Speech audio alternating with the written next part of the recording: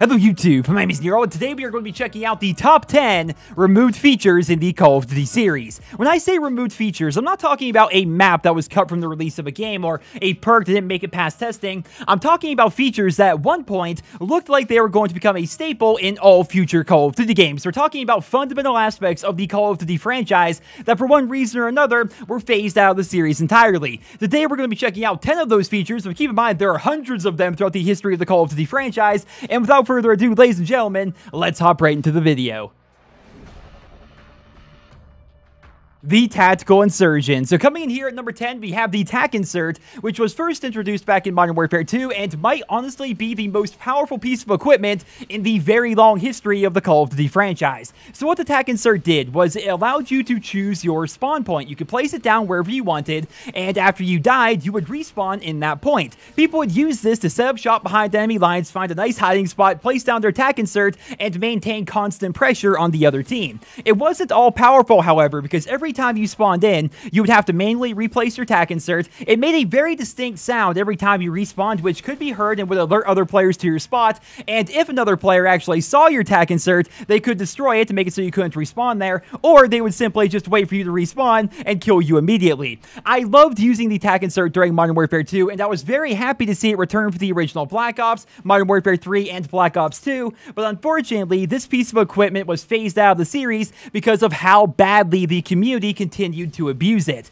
Players like myself would use the TAC insert to take key objective points and spawn closer to the action, but other players out there would use the TAC insert as the ultimate boosting tool. So it turns out, when you give players the ability to choose their respawn point, some of them are going to run off to a random corner of the map with a friend and use that TAC insert to boost headshots or boost tactical nukes or anything else they were not good enough to actually get legitimately. A few bad apples can spoil the bunch, and in the case of the Tactical Insurgent, developers got tired of players using it to cheat in their games, and so after Black Ops 2, we would never see the Tactical Insurgent as a standard piece of equipment again. It's worth mentioning Infinity Ward does like to bring back the TAC insert from time to time as part of the Infected game mode, but it's a long fall from grace for a piece of equipment that at one point was a core multiplayer feature in 4 straight Call of Duty games.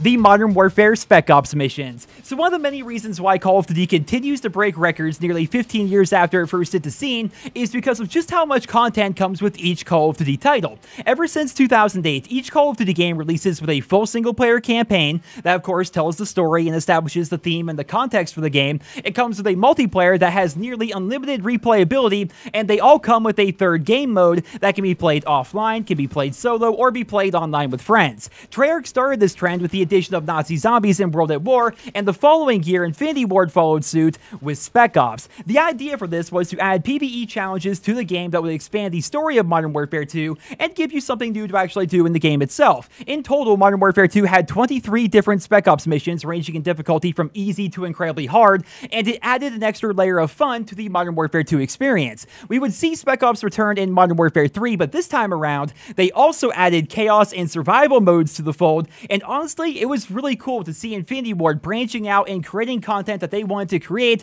rather than just trying to piggyback off the success of Treyarch Zombies. Unfortunately, after Modern Warfare 3, Spec Ops pretty much went away entirely. It was an interesting idea and it really was fun, but it was never as popular as Zombies, and Infinity Ward had to adapt to what the majority of players wanted. As the years went on, we would occasionally see some shades of Spec Ops returning, like the squads featuring ghosts or the survival mode in Advanced Warfare, but the original Spec Ops has been gone from the series for over 6 years now, and sadly, I don't think we're ever going to see the original system returning to the franchise. The Specialist Strike Package. So Killstreaks, no doubt, are a big part of the Call of Duty series, and they were a huge contributing factor as to why Call of Duty separated itself from the pack and became as popular as it is, because pretty much every other shooter game out there allows you to take out enemy players with various weapons, but very few of them reward you in the way that Call of Duty does. Iconic Killstreaks like the Chopper Gunner and the AC-130 really helped put Call of Duty on the map, and they paved the way for countless other Killstreaks to be added to this series over the years, but at one point in Call of Duty's history, 3, players were able to turn their soldier into the kill streak instead of relying on outside air support and ground support. So in Modern Warfare 3, Infinity Ward introduced the idea of the specialist to the Call of Duty series. And no, I'm not talking about the specialist Mighty Morphing Power Rangers we saw in Black Ops 3. I'm talking about the original specialist, the Specialist Strike package. So the idea was simple enough. Instead of getting score streaks or kill streaks for getting kills or playing the objective, you would instead get extra perks that would make you increasingly powerful as your streak grew.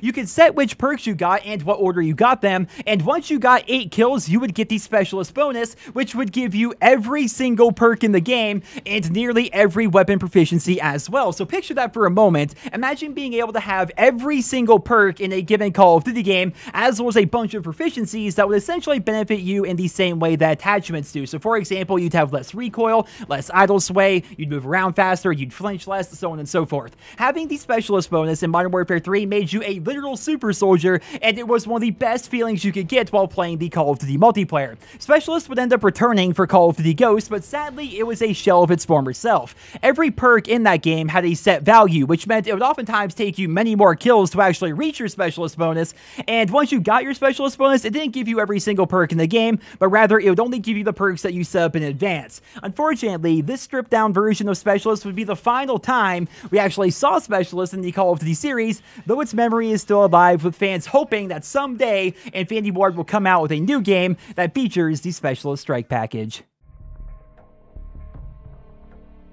The Riot Shield. So this may sound like an odd one to put on this list here, but there was a time in the Call of Duty series when the Riot Shield was just as much a part of this franchise as assault rifles, perks, and kill streaks. It was first introduced back in Modern Warfare 2, and it would later return for Modern Warfare 3, Black Ops 2, and Call of Duty Ghosts. The idea was pretty simple. You replace your primary weapon with a giant shield that would protect you and everybody behind you from bullets, explosives, and pretty much everything else. You could even kill people with the Riot Shield by hitting them with it twice, though it wasn't really that good of an offensive weapon. It was better off being used as a defensive tool and as a fun change of pace. The Black Ops 2 shield was a bit different from the other ones in this series, because in that game, you could actually take your shield and plant it into the ground and use it as a mobile piece of cover, which was very annoying to play against. And in Call of Duty Ghosts, they took the idea of Riot Shield evolution even further by allowing you to make specific modifications to it, like adding a portable radar, adding a scrambler, and even giving it a titanium frame, which would allow you to melee with it a little bit faster.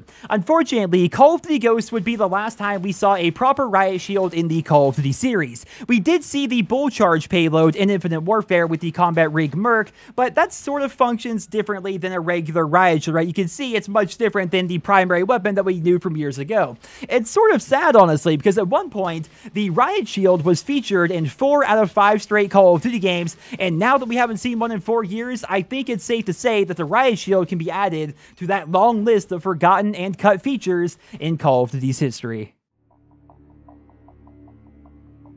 Stopping Power and Juggernaut. So I decided to feature both of these in the same pick because the two of them really go hand in hand. One is the yin to the other one's yang, right? We've had 11 straight Call of Duty games to release with a perk system, and each one of them implements new and innovative ideas, but no perk or basic training can compare to the sheer power of Stopping Power and Juggernaut. So for those that have never actually played a game with either of these, Stopping Power would increase your weapon damage by 40%, while Juggernaut would reduce damage you take by 25%. To put that into context, running Stopping Power in the older Call of Duty games was a lot like running High Caliber, but instead of only benefiting headshots, Stopping Power made so anywhere you hit them in the body would actually give you a damage bonus, and wearing Juggernaut was a lot like having Flak Jacket, but instead of only protecting you from explosives, it protected you from all damage, including bullets. It's not exactly a perfect one-for-one comparison, but you get the idea. These were incredibly powerful perks. Stopping Power was featured in Call of Duty 4, World at War, and Modern Warfare 2, and Juggernaut was featured in Call of Duty 4 and World at War. Both were phased out of the series because they were simply just way too powerful to be perks. They completely dominated every game that they were featured in, and believe it or not, powerful perks that we know today, like Flak Jacket or Ghost or Sleight of Hand, they basically went unused in any game that had Stopping Power or Jug because they were simply far too powerful. As nostalgic as I am for the older Call of Duty games, I really do think it was a good idea to remove Stopping Power and Jug from the Call of Duty series for all the reasons I've listed here in this video. They were simply far too good, and they made it so balance was really out of the question because you could only run one perk too in any game that featured either one of these perks. So while I enjoyed them for the time, I think it's best for the series that they never actually return. Third-person team tacticals. So we've already established here in this video that the Call of Duty series has been popular for a very long time. One aspect of Call of Duty's popularity that I don't think is discussed often enough is just how willing the developers are to try and directly compete with other games. I will say this is just a rumor right now, and I imagine a few years from now when people go back to watch this video, they're going to laugh at me saying this, but there are rumors right now that Treyarch is developing a Battle Royale style game mode for their next Call of Duty game to compete with Fortnite and games like PUBG and H1Z1, and this wouldn't be the first time they've done stuff like that in the Call of Duty franchise. So back in Call of Duty 4, Infinity Ward offered Old School Free-For-All as a game mode for fans of the Halo series so they can experience Halo-style gameplay in a modern military shooter. In World at War, Treyarch introduced Nazi zombies as a way of competing with the countless other games at the time that featured horde modes, and in Modern Warfare 2, Infinity Ward offered a third-person game mode to try to lure in fans from the Ghost Recon and the Gears of War franchises. Third-person Team Tactical was actually a really fun mode. It was the same Modern Warfare 2 experience that we all know and love,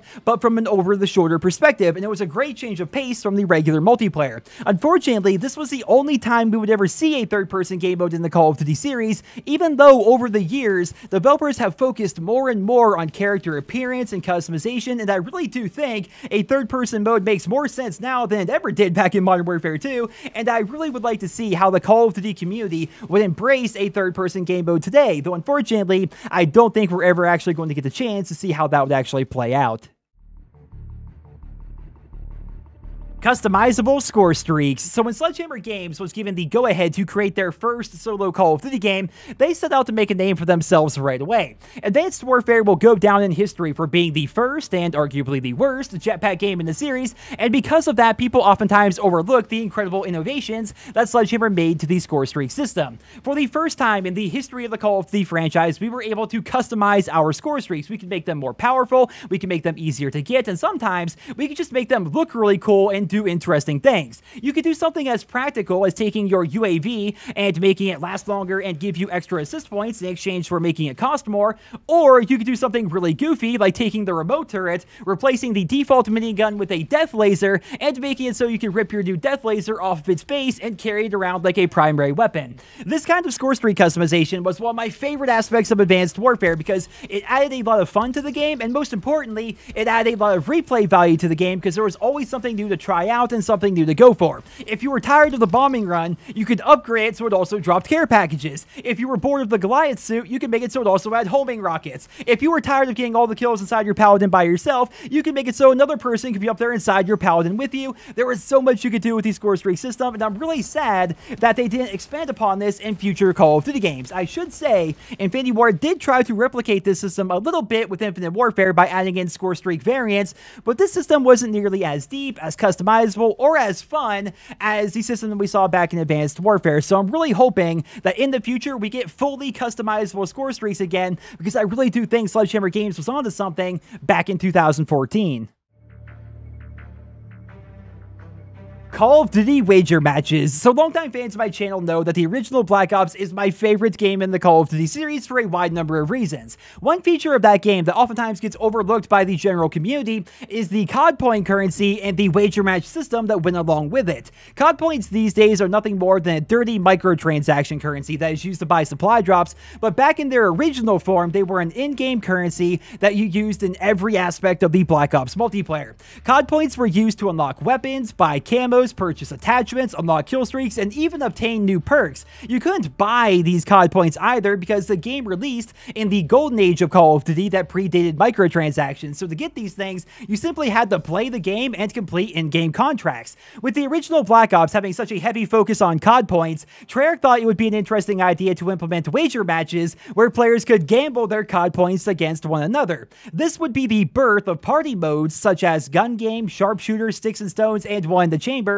and it also laid the foundation for other party modes to be added in future games like Prop Hunt, Infected, and Slasher. Wager matches were an interesting concept, right? So to get to the match in the first place, you had to quote-unquote buy in by putting some COD points on the line. Once the match was over, the players who finished in first, second, and third would be rewarded with more COD points than the initial buy-in, but everybody else would walk away with nothing, having lost the COD points they used to enter the match in the first place. There were 3 different kinds of wager matches to choose from. The big one was called High Roller, which would cost you 10,000 COD points just to play. Whoever won the match would walk away with a profit of 20,000 COD points. Second place would get a profit of 8,000 COD points, and third place would get a profit of 2,000 COD points, with of course everybody else walking away with nothing, having lost the 10,000 COD point buy-in. They also had some less intense wager matches. They had Weekend Gambler, which had a 3,000 COD point buy-in, and Ante-Up, which had a 10 COD point buy-in. How incredible would a system like this be today in a game like Call of Duty World War II? I mean, to start, they would bring back game modes like Sharpshooter and One in the Chamber, which in and of itself would be fantastic, but it would also be a fantastic way for players to build up a bunch of armory credits just by playing the game, as compared to grinding out contracts and orders and buying supply drops and doing stuff like that.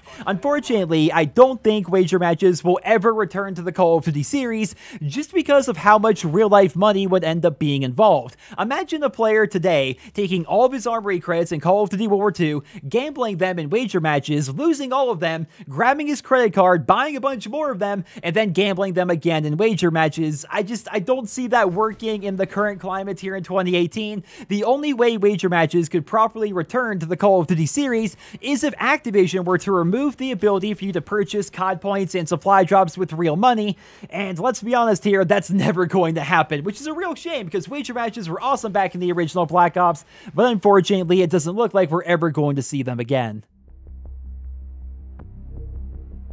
Interactive and dynamic multiplayer maps. So over the years, mostly between 2010 and 2014, the Call of Duty series dabbled in making their maps more interactive and dynamic, mostly as a way of them competing with the innovations that the Battlefield franchise was making at the time. While we never had collapsible skyscrapers or bridges that could be destroyed, we did have some very interesting dynamic features throughout the history of Call of Duty. So it started back in the original Black Ops, where we had timed events like the giant rocket taking off on launch, and we also had interactive buttons on radiation that would open and close the blast door. These may seem like small features when you compare them to Battlefield, but they really did alter the flow of combat and made it so the Black Ops multiplayer felt a bit more alive and a bit more unique. When it comes to the blast door on radiation, you really had to control that if you wanted to win the game. So if you had control of the objective, you wanted to make sure those doors were open so you could very easily drop explosives down in there and kill people off the flag. But if you were trying to take the flag from the opposing team, you wanted to have those doors closed, because that way they couldn't just drop down and kill you or drop explosives on your head.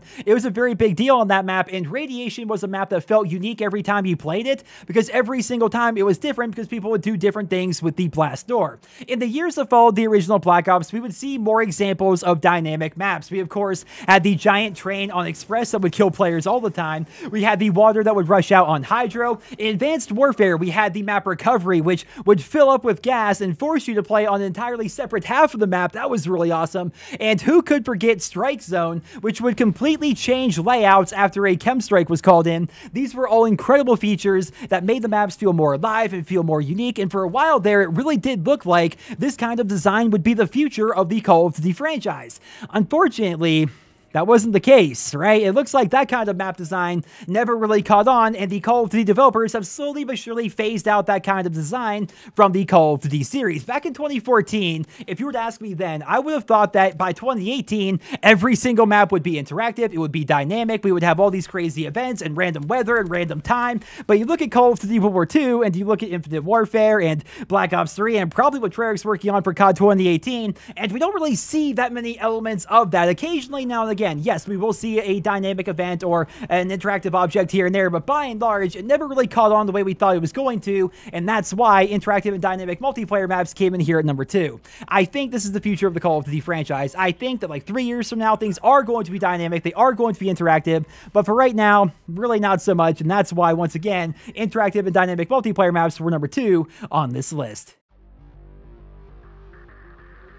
The Blackbird and Orbital VSAT Killstreaks. Throughout the very long history of the Call of Duty franchise, countless streaks have been added to the series, and the vast majority of them have been pretty powerful, but none of them, no point streak, no score streak, no kill streak, no specialist package, none of them can compare to the power of the Blackbird and the Orbital VSAT. For those that don't know, in the original Black Ops, there was an 8 kill streak called the Blackbird, which would put all enemy players on the minimap for 45 straight seconds. Unlike the UAV, it was constant. There was no sweeping. It would paint all enemy players on the minimap and track all of their movements. It even showed you what direction they were facing. It was ridiculous. It could not be shot down. There was no perk you could use to hide from it. Pretty much the only way you could try to counter it would be to put up a counter spy plane, which was a 4 kill streak, and hope it wouldn't be shot down, which, spoiler, it would be shot down immediately if the other team had a Blackbird up in the sky.